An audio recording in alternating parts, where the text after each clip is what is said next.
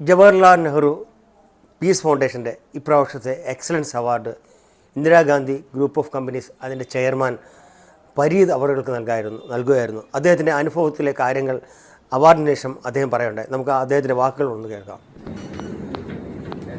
പ്രിയപ്പെട്ട ഫൗണ്ടേഷൻ്റെ സി പത്മകുമാർ, മറ്റ് വേദിയിലെ ബഹുമാന്യരെ, ഏറ്റവും പ്രിയപ്പെട്ട സഹോദരി സഹോദരന്മാരെ,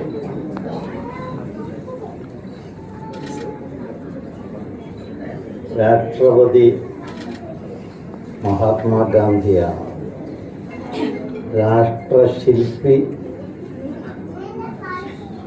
നമ്മുടെ പ്രിയങ്കരനായിരുന്ന പണ്ഡിറ്റ് ജവഹർലാൽ നെഹ്റുവാണ്. പണ്ഡിറ്റ് ജവഹർലാൽ നെഹ്റുവിൻ്റെ വീക്ഷണവും അദ്ദേഹത്തിൻ്റെ കാഴ്ചപ്പാടും എല്ലാം എനിക്ക് മുമ്പ് ഇവിടെ സംസാരിച്ചവർ വളരെ വിശദമായി പറഞ്ഞതുകൊണ്ട് ഞാൻ അതിലേക്കൊന്നും കടക്കുന്നില്ല. എന്നെ സംബന്ധിച്ചിടത്തോളം ഈ ജവഹർലാൽ നെഹ്റു ഫൗണ്ടേഷൻ്റെ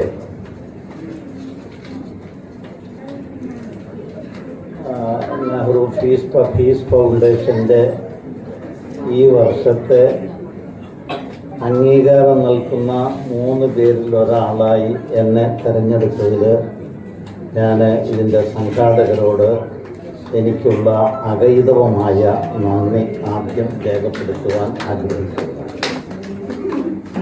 പ്രിയപ്പെട്ട സുഹൃത്തുക്കളെ, ഞങ്ങൾ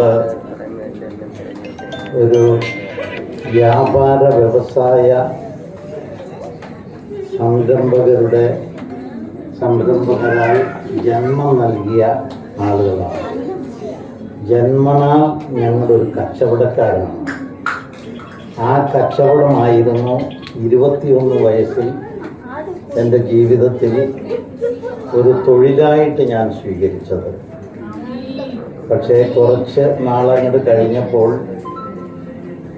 979 ആയപ്പോൾ ഒരു കൊച്ചു സ്കൂൾ തുടങ്ങണമെന്ന് ആഗ്രഹിച്ചു.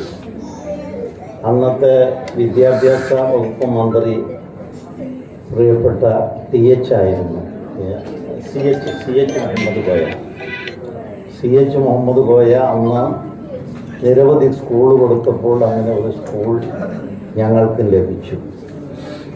ഇങ്ങനെ കച്ചവടക്കാരായ ആളുകൾ എന്തുകൊണ്ട് വിദ്യാഭ്യാസ രംഗത്തേക്ക് തിരിഞ്ഞു എന്നുള്ളത് നമ്മുടെ പ്രിയപ്പെട്ട കടകംപള്ളി സുരേന്ദ്രൻ സാറും നമ്മുടെ മന്ത്രി അനിലുമൊക്കെ അറിയേണ്ട കാര്യമായിരുന്നു. നിർഭാഗ്യവശാൽ അവരുടെ തിരക്കുള്ള പരിപാടികൾ മുഖാന്തരം ഇവിടം വിട്ടുപോയത് കൊണ്ട് നമുക്ക് ഈ കാര്യങ്ങളിൽ എൻ്റെ അനുഭവം നിങ്ങളുമായിട്ട് പങ്കുവയ്ക്കാനാണ് ഞാൻ ഈ അവസരം ഉപയോഗിക്കാൻ ആഗ്രഹിക്കുന്നത്. ഞാൻ പ്രീ ഡിഗ്രി പാസ്സായി, SLC പാസ്സായി അന്ന് പ്രീ ഡിഗ്രി ഉള്ള കാലഘട്ടത്തിലാണ് എൻ്റെ ചെറുപ്പം. ഇന്നത്തെ മാതിരി +2 അല്ല. പ്രീ ഡിഗ്രിക്ക് വേണ്ടി നമ്മുടെ ഒരു കലാലയത്തിൽ അവിടെ ചെന്നപ്പോൾ എനിക്ക് SLCക്ക് കിട്ടിയത് 256 മാർക്കാണ്. ഇന്നത്തെ മാതിരി വാരിക്കോരിയൊന്നും മാർക്ക് കിട്ടുന്ന ഒരു കാലഘട്ടമല്ല അത്. ഈ 256 മാർക്ക് കിട്ടിയത് തന്നെ വളരെ സന്തോഷത്തോടു കൂടി ഞാനും എൻ്റെ മാതാപിതാക്കളും ഒക്കെ അത് വളരെ സന്തോഷത്തോടു കൂടി സ്വീകരിച്ച് എന്നെ ഉന്നത വിദ്യാഭ്യാസത്തിന് വേണ്ടി ഒരു കോളേജിൽ കൊണ്ടുപോവുകയാണ്. ഞാൻ കോളേജിൻ്റെ പേരോ അതിൻ്റെ മാനേജ്മെൻറ്റിൻ്റെ കാര്യമോ ഒന്നും ഞാൻ പറയാൻ ആഗ്രഹിക്കുന്നില്ല. അങ്ങനെ ആ കോളേജിൽ ചെന്നപ്പോൾ 256 മാർക്കുകാരനായി എൻ്റെ സർട്ടിഫിക്കറ്റ് അവിടുത്തെ പ്രധാനപ്പെട്ട ആൾ, ആ സ്ഥാപനം കൈകാര്യം ചെയ്യുന്നതിൻ്റെ ഏറ്റവും പ്രധാനപ്പെട്ട ആൾ എൻ്റെ സർട്ടിഫിക്കറ്റ് വാങ്ങി നിലത്തെറിഞ്ഞ് എന്നെ അത് വളരെ വേദനയുണ്ടാക്കി. ആ വേദന ഉണ്ടാക്കുന്ന കാര്യം എന്താണെന്ന് പറഞ്ഞാൽ 46 മാർക്ക് കുറച്ച് വാങ്ങിയ 210കാരന് ധാരാളം പേർക്ക് അഡ്മിഷൻ കൊടുക്കുന്നത് എൻ്റെ കണ്ണുകൊണ്ട് കണ്ടുകൊണ്ടിരിക്കുന്നു. 256 മാർക്ക് മേടിച്ച് ഞാൻ പിന്തള്ളപ്പെടുന്നു. പക്ഷേ ഭാഗ്യവശാൽ എൻ്റെ തൊട്ട അയൽവാസി ആ സ്ഥാപനത്തിൻ്റെ ഫിസിക്സിൻ്റെ ഹെഡായിരുന്നത് കൊണ്ട് എനിക്ക് അവിടെ ഞാൻ ആഗ്രഹിക്കാത്ത ഒരു കോഴ്സിനാണെങ്കിലും എനിക്ക് അഡ്മിഷൻ നൽകി. പക്ഷേ ഏത് കോഴ്സും നമുക്കെല്ലാവർക്കും വഴങ്ങും, അതുകൊണ്ട് കുഴപ്പമില്ല. എൻ്റെ വിദ്യാഭ്യാസം അവിടെ പൂർത്തിയാക്കാൻ കഴിഞ്ഞു.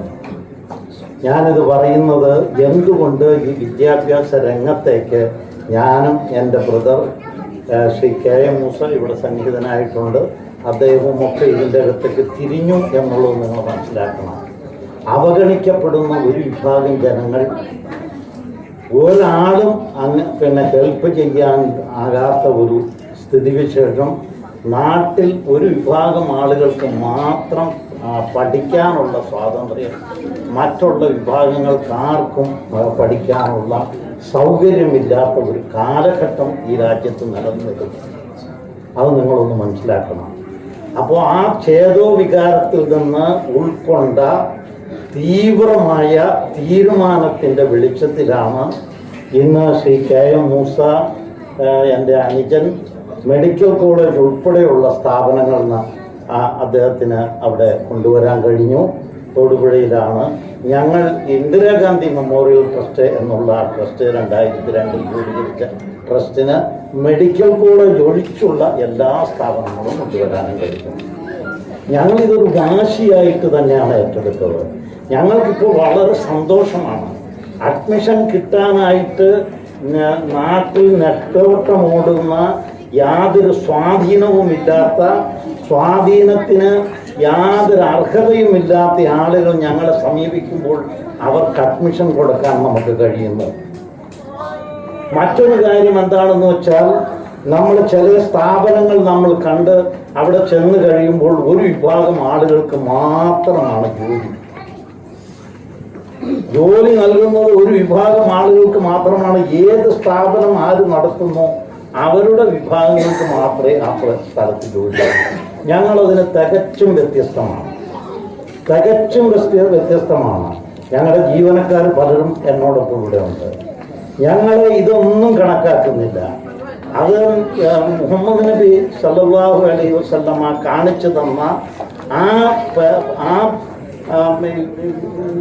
വികാരങ്ങൾ ഏതോ അതിനെ പിൻപറ്റിക്കൊണ്ടാണ്. കാരണം ഒരു യുദ്ധത്തിൽ പിടിക്കപ്പെട്ട ആളുകളെ അതിൽ നിന്ന് മോചിപ്പിക്കുന്നതിന് കണ്ട വഴി എന്താണെന്ന് വെച്ചാൽ, അവർക്ക് നിരക്ഷര കുട്ടികളായ അവർക്ക് അക്ഷരാഭ്യാസം കൊടുത്താൽ അവരെ ഫ്രീ ആയിട്ട് പറഞ്ഞു വിട്ടോളാം എന്ന് പറഞ്ഞ ആ പഠിപ്പിച്ച പാഠമാണ് ഇന്ന് ഞങ്ങൾ ഉൾക്കൊണ്ടുകൊണ്ട് മുന്നോട്ട് പോകുന്നത്.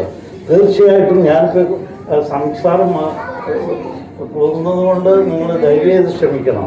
അപ്പം ഞാൻ കൂടുതൽ സംസാരിക്കുന്നില്ല. അപ്പോൾ എന്താണെന്ന് വെച്ചാൽ, നമ്മളെ സംബന്ധിച്ചിടത്തോളം നമ്മുടെ രാജ്യം എന്ന് പറയുന്നത് പൂന്തോട്ടത്തിലെ പുഷ്പങ്ങളെ പോലെയാണ്. വിവിധ തരത്തിലുള്ള പൂന്തോട്ടങ്ങളിൽ ഉള്ള വിവിധ തരത്തിലുള്ള പുഷ്പങ്ങളുള്ള ഒരു പൂന്തോട്ടത്തെ നമ്മൾ കാണുമ്പോൾ അതിനൊരു പ്രത്യേക ഭംഗിയുണ്ട്, അതിനൊരു പ്രത്യേക സൗരഭ്യമുണ്ട്. അതൊരു നല്ലൊരു ഭംഗിയായ കാര്യമായിട്ട് നമുക്ക് തോന്നും. പക്ഷേ ഒരു സ്ഥലത്ത് ചെല്ലുമ്പോൾ ഒരു തരത്തിലുള്ള ഒരേ ഒരു തരത്തിലുള്ള പൂവ് മാത്രമാണെങ്കിൽ അതിന് ഭംഗിയില്ല, അത് ഭംഗി ആസ്വദിക്കാൻ കഴിയില്ല. നമ്മുടെ ഹൃദയത്തിന് ആസ്വാദന ശക്തി അത് കുറച്ച് കളയും. അതാണ് നമ്മുടെ നെഹ്റുവിൻ്റെ കാഴ്ചപ്പാടാണ് ഈ കാര്യത്തിൽ. അതുകൊണ്ടാണ് എനിക്ക് നെഹ്റുവിൻ്റെ പേരിലുള്ള ഒരു അവാർഡ് നമുക്ക് നൽകുന്നു എന്ന് ഇവര് ഞങ്ങളെ അറിയിച്ചപ്പോൾ ഞങ്ങൾക്ക് അതിയായ സന്തോഷമുണ്ടാകും. ആ കാഴ്ചപ്പാടാണ്. ആ കാഴ്ചപ്പാട് നടപ്പിൽ വരുത്തിയ ആളുടെ പേരിലുള്ള ഒരു അവാർഡ് എന്ന് പറയുമ്പോൾ എന്നെ സംബന്ധിച്ചിടത്തോളം എൻ്റെ ജീവിതത്തിൽ കിട്ടുന്ന ഏറ്റവും വലിയ അംഗീകാരമായിട്ടാണ് ഞാൻ ഇതിനെ കാണുന്നത്. ഒരു ചെറിയൊരു കാര്യമായിട്ടല്ല ഞാൻ കാണുന്നത്. അത്ര വലിയ ആഗ്രഹത്തോടും കൂടിയാണ് ഞാൻ വന്നത്. അപ്പോൾ എന്താണെന്ന് വെച്ചിട്ടുണ്ടെങ്കിൽ, നമ്മളെ സംബന്ധിച്ചിടത്തോളം നമ്മുടെ രാജ്യം നിലനിൽക്കണമെങ്കിൽ നമ്മളെല്ലാവരും എല്ലാ വിഭാഗങ്ങളും ഒരുമിച്ച് ചേർന്ന് മുന്നോട്ട് പോകണം. ആ ഒരു കാഴ്ചപ്പാട് തന്നെയാണ് ഞങ്ങൾക്കുള്ളത്. ഞങ്ങളുടെ സ്ഥാപനങ്ങളിലെല്ലാം അതേ കാഴ്ചപ്പാടോടുകൂടിയാണ് പോകുന്നത്. ഫീസ് സൗജന്യം ഞങ്ങൾ കൊടുക്കുന്നുണ്ട്. ഏത് മതവിഭാഗത്തിൽപ്പെട്ടവനാണോ അല്ലെങ്കിൽ ഇന്ന രാഷ്ട്രീയ പാർട്ടിയാണോ, ഞാനൊരു രാഷ്ട്രീയ പാർട്ടിയുടെ ജില്ലാ തലത്തിലുള്ള നേതാവാണ്. പക്ഷെ എൻ്റെ രാഷ്ട്രീയ പാർട്ടിക്കാരൻ മാത്രമല്ല അവിടെ വരുന്നത്. എല്ലാവരുമായിട്ട് തോളോട് തോൾ ചേർന്നാണ് ഞങ്ങൾ പോകുന്നത്. ഇടതുപക്ഷം ഭരിച്ചാലും UDF ഭരിച്ചാലും ഞങ്ങൾക്ക് സ്ഥാപനം കിട്ടുന്നുണ്ട്.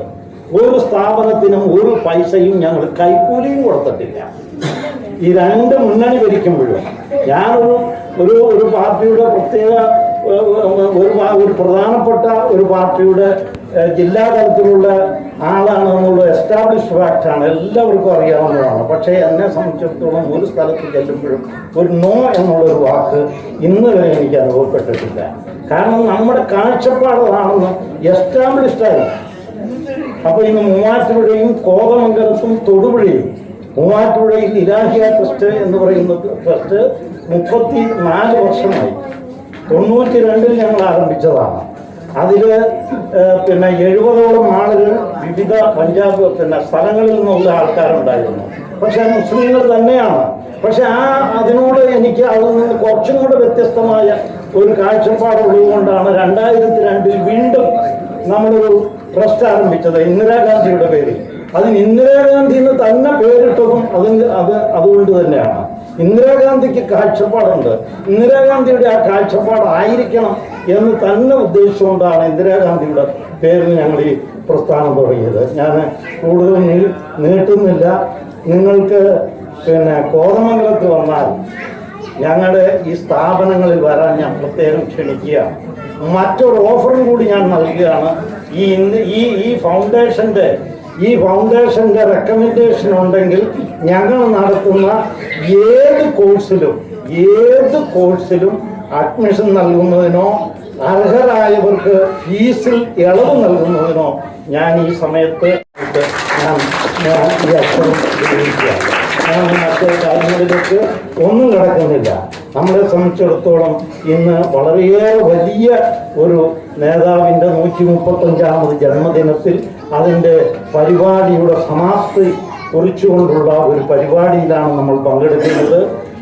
അദ്ദേഹത്തിൻ്റെ സ്മരണയ്ക്ക് മുന്നിൽ ആദരാഞ്ജലികൾ അർപ്പിച്ചുകൊണ്ട് എന്നെ ഇതിന് തെരഞ്ഞെടുത്ത ഇതിൻ്റെ നേതാക്കന്മാരെ എല്ലാവരെയും പ്രത്യേകം ഇന്ദിരാഗാന്ധി മെമ്മോറിയൽ ട്രസ്റ്റിന് വേണ്ടി പ്രത്യേകം അഭിനന്ദിച്ചുകൊണ്ടും വളരെയേറെ നന്ദി പ്രകടിപ്പിച്ചുകൊണ്ടും എൻ്റെ വാക്കുകൾ സംഹരിക്കുന്നു. ജീവിതത്തിലെ ഒരു പ്രത്യേക ദിവസമാണ്. കൂടി ഒരു വണ്ടി യൂണിവേഴ്സിറ്റിക്ക് ഒരു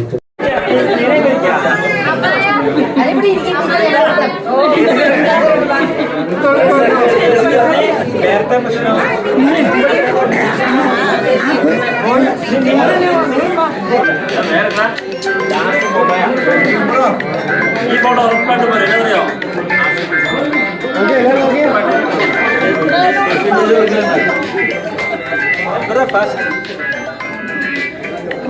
എല്ലാരും ഇങ്ങോട്ട് നോക്കിക്കേ. കണ്ണ് പറ്റില്ല. കണ്ണെല്ലാരും ഇങ്ങോട്ടേ നോക്കണം. കണ്ണ് തുറന്നു പിടിച്ച എല്ലാരും.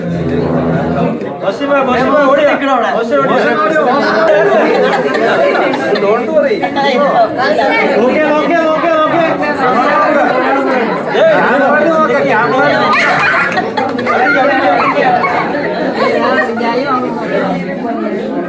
എല്ലാരും നോക്കിയേ.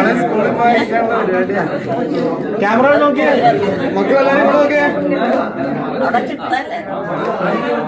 ചിരിച്ചേ. എല്ലാരും ചിരിച്ചേ.